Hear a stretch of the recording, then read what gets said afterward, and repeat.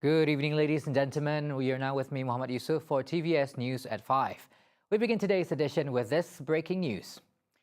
British Prime Minister Boris Johnson announced that he is resigning after more than 50 ministers quit his administration.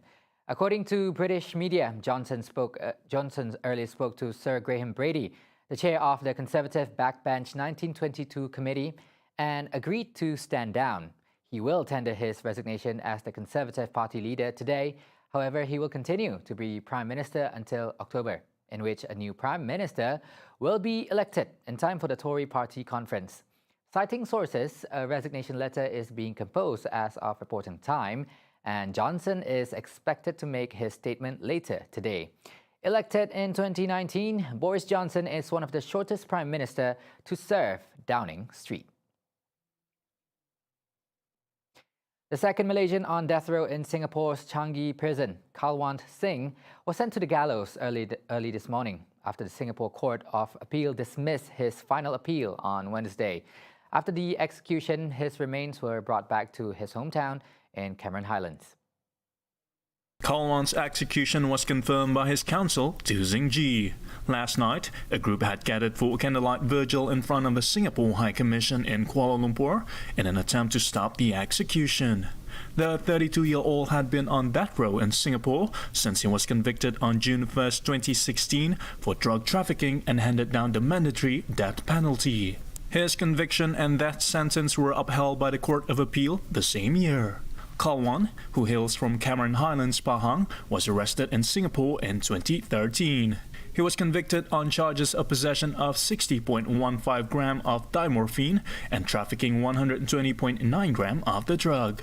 Earlier on April 27 this year, another Malaysian, Negantron K. Dharmalingam, was executed in the city-state for trafficking heroin.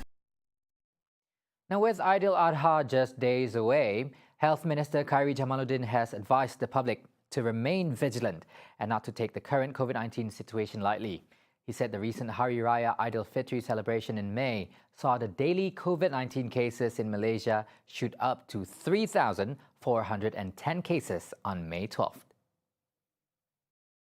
KHAIRY said this is due to the movements of people and social gatherings during house visiting. Thus, he urged the people to continuously adhere to the standard operating procedures SOP by wearing face masks and maintaining hygiene, and to continually practice TRIS, test, report, isolate, inform and seek method. On Wednesday, KHAIRY warned of the spread of the Omicron subvariants reported around the world, adding that over 110 countries, including Singapore and Indonesia, had reported a spike in COVID-19 cases linked to the BA.4 and BA.5 subvariants. Malaysia on Wednesday also logged over 3,561 COVID-19 infections, the highest numbers in the past 2 months. Telekom Malaysia Berhad, or TM, announced a new company that focuses on providing cloud and digital services. Known as Credence, the company aims to accommodate private enterprises and the public sector in the effort of transforming Malaysia into a more digital-savvy country. Its founder, Krish Datta, said his company is the only company able to offer customers the full end-to-end solutions, from infrastructure to insights. This includes the provision of infrastructures for business insights, cloud advisory, IT landscape migration, software as a service SaaS, managed services, as well as analytics and insights. Those who opt for the company's service will be able to customize their best tech solutions to suit the business's needs and priorities. Krish, who is also the Chief Executive Officer (CEO), announced its key partnerships with tech giants such as VMware, an American cloud computing and virtualization technology company, Amazon Web Services, AWS, and Huawei. This will enable the company to offer a broad range of options to businesses to freely customize its growth needs.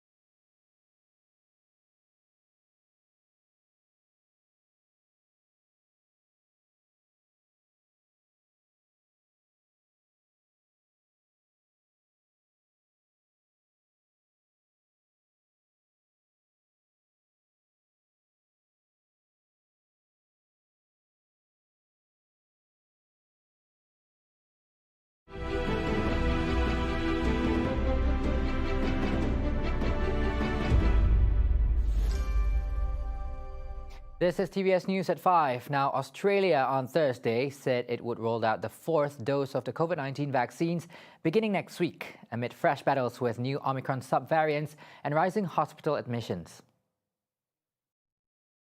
The new subvariants, the BA.4 and BA.5, have now become the dominant strains in several countries, with experts warning it could lead to more hospitalizations and deaths as they spread more rapidly than other variants. Authorities said about 4,000 people are currently in hospitals in Australia suffering from COVID, the biggest count since February when Australia endured its previous significant Omicron outbreak. From Monday, people aged above 30 will be eligible for the fourth dose, which will make more than 7 million people eligible for their second booster shot. Previously, only those above 65 or with serious illness were eligible.